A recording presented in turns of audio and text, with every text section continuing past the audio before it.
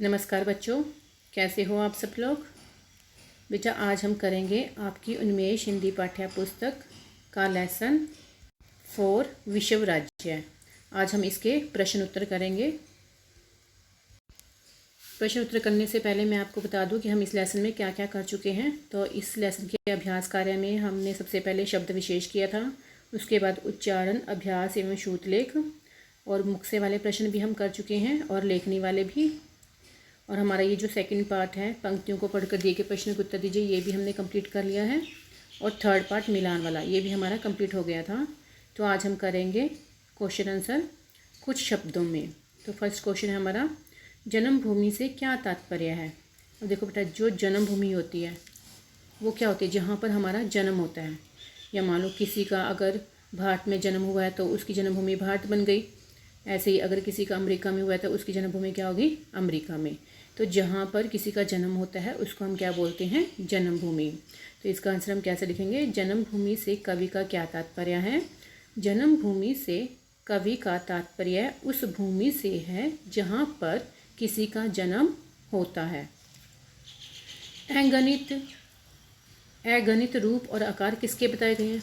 अब देखो पोयम में अगणित रूप और आकार किसके बताए, धरती के और मनुष्य के।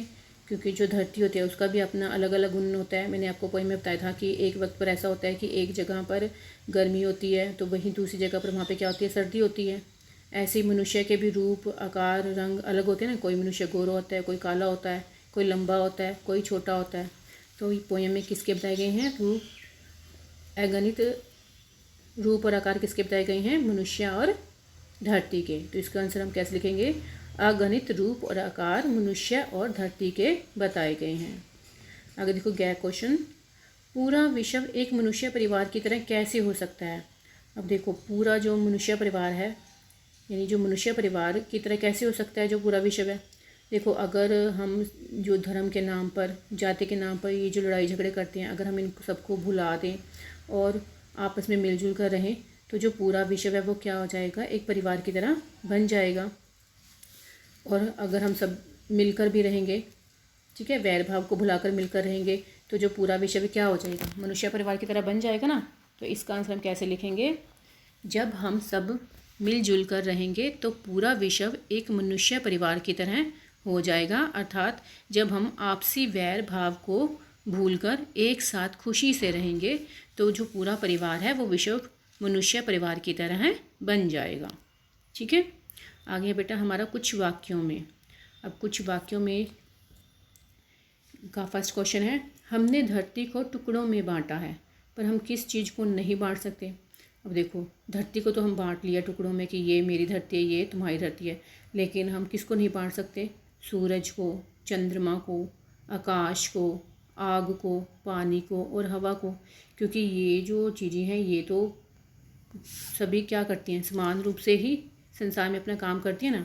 जो सूर्य होता है वो रोशनी सबको अपने एक समान देता है, आकाश है वो भी सबके लिए एक ही होता है, और जो संसार में बहने वाली हवा है वो भी सबके लिए एक समान ही बहती है ना।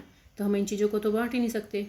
तो इसका आंसर हम कैसे लिखेंगे, हमने धरती को टुकड़ों में बांटा है पर हम किन चीज़ों को नहीं बांट सकते, हम सूर्य, चंद्रमा, आकाश, आग, पानी और हवा को टुकड़ों में नहीं बांट सकते हैं।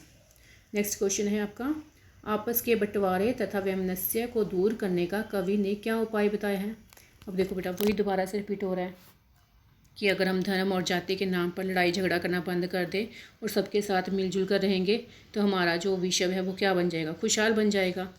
तो कवि ने इसका क्या उपाय बताया है, इसका आंसर हम कैसे लिखेंगे, आपस में मिलजुल कर रहने का उपाय कवि ने यह बताया है कि यदि हम धर्म और जाति के नाम पर लड़ना बंद कर दें और सभी मिलजुल कर रहें तो हमारा जो विश्व है वो खुशहाल बन जाएगा। ठीक है बेटा, आगे देखो विश्व राज्य क्या है, इसकी क्या विशेषताएं बताई गई हैं। अब देखो जो विश्व राज्य है, विश्व राज्य होता है जनता का शासन, यानी लोकतंत्र को बोलते हैं विश्व राज्य। तो विश्व राज्य जनता के शासन अर्थात लोकतंत्र को बोलते हैं। और इसकी विशेषताएं क्या है कि यहाँ पर जो सभी धर्मों के, वर्णों के, रंग रूप वाले सभी क्या होते हैं, लोग मिलजुल कर रहते हैं। तो इसका आंसर हम कैसे लिखेंगे, विश्व राज्य जनता के शासन अर्थात लोकतंत्र को कहा गया है और इसकी विशेषता यह है कि यहाँ पर सभी धर्मों और वर्णों को मानने वाले लोग मिलजुल कर रहते हैं। ठीक है, तो हमारा ये लेसन जो था यहाँ पे ख़त्म हो गया है। तो बेटा आपने अभी ये कुछ शब्दों और कुछ वाक्यों वाले जो प्रश्न उत्तर हैं वो अपनी फेयर नोटबुक पर लिखोगे और याद करोगे। तो आज के लिए इतना ही बेटा, ओके।